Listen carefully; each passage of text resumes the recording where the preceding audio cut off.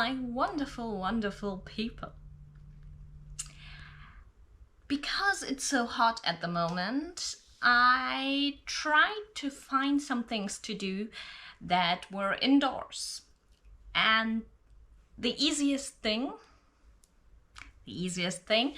is to go to different museums or art galleries. So in this vlog, you have seen me walk into and sometimes walk out of galleries. The problem is I was never able to film inside. I enjoyed my time in the galleries, but for filming purposes, they might have not been the best ideas. Now I thought that after I've went to all of them, I'm not going to tell you on which days because I don't think that's that important. I should talk about the 3 different art museums I went to. All 3 were more or less contemporary art, so modern and sometimes even the, let's call it, slightly weird stuff. So the first and the last one are kind of close to each other, so they're in walking distance, and the one in between them was way out because that one is in the Olympic Park. But let's start with the first one. So the first one was the MMCA, which is the National Museum of Modern and Contemporary Art in Seoul. I've written it down here so I don't forget what they're called. This one at the moment has 2 exhibitions. You had to pay for one of them. The other one would have been for free if I understood it correctly, but you still have to get a ticket. So you go to the ticket booth, you buy the ticket, and then you will have to scan it to get into the different exhibition. The first one was called Back to the Future, and it had different modern art pieces that were all from Korean artists, if I remember correctly. Now, this one was not uninteresting, but it didn't grab me. The second one was, well, to me it was slightly strange because the second one was called Game Society. Now, as you can tell from the title, it is about video games. And as a gamer myself, it was a bit weird seeing arcades or installations where the people that visit this exhibition could play video games. Mostly older classic ones. So there was a really, really old SimCity, if I remember correctly. I think you could play Minecraft. I think there was something like Pac-Man. So there were different games, not all of them old, but that was really interesting. There was also like a video installation where someone compared games to each other, which was weird because it was simply Red Dead Redemption, GTA, I don't know, probably 5, and something else, and you just had like footage running next to each other. So I'm pretty sure for people who have never been in touch with games, that might have been interesting. For me, it was interesting in seeing these kinds of things as art, as we normally see them in YouTube videos or things we consume not as art itself, but as like normal content, if you know what I mean. So yes, that was quite interesting. Also, there was one part of the exhibition that had games that were weird. And by weird, I mean these were the games that if you would find them on the Steam store, one of our favorite YouTubers, whoever you have, whoever does like YouTube videos about things like that, would make videos about this game. Because it's not only weird, it should not be a game. I mean, there was something like, I think one of them was called something about fetuses, and it's I do understand that in this context it was meant to be art, but if we would find these kind of games on the Steam store page, we would find at least probably 10 videos from video essayists who tell us, look, Steam does not have a good curation. Look at what we found now on the Steam store. So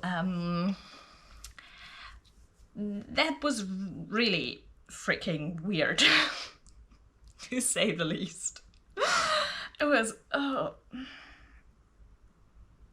Yeah. So from now on, if you see a game on Steam that you think shouldn't be there because it's really brutal or it has subtext that should not be in there or anything like that, just assume it's art. So after that wonderful exhibition, the building, by the way, was beautiful, and the surroundings are also beautiful. Most of these bigger galleries that are not privately owned have beautiful parks surrounding them, or at least something where you could go, and like tiny cafes, and it's really great. You can spend a lot of time there.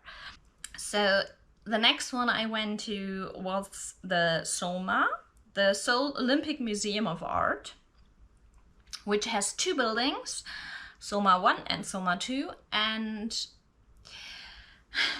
so the exhibition in the SOMA 1 building, which seems to be the building that has the changing exhibitions, was interesting. It was contemporary Korean art. My problem was, building is not very big, so the exhibition itself was not very vast.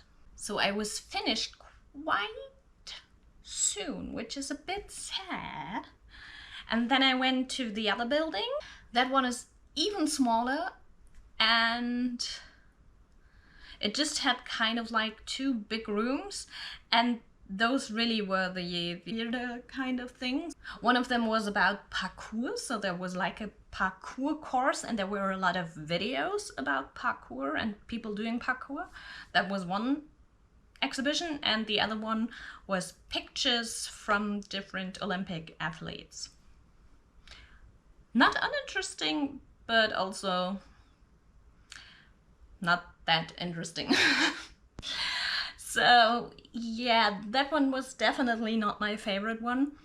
The only good thing about that one is, well, it's both. It's a pro and it's a con as well.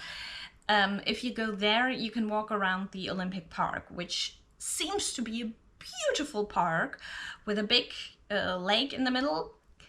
Problem is, right now, it's too hot to enjoy that.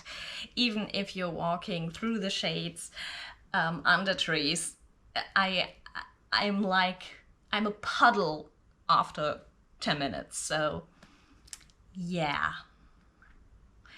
If the weather would be a little colder, this might be fine, because then you can walk around and enjoy the park. Also, close to this one is also a photography museum, so you could go from one to the other, which I didn't do because I kind of had enough after those two exhibitions. The last one was the Seoul Museum of Art. This one was one of the bigger ones. I think the MMCA is huge, but they didn't use all the rooms or all the exhibition halls, so there were only two exhibitions at the time. Otherwise, that one is a huge building, so there can be more. The Seoul Museum of Arts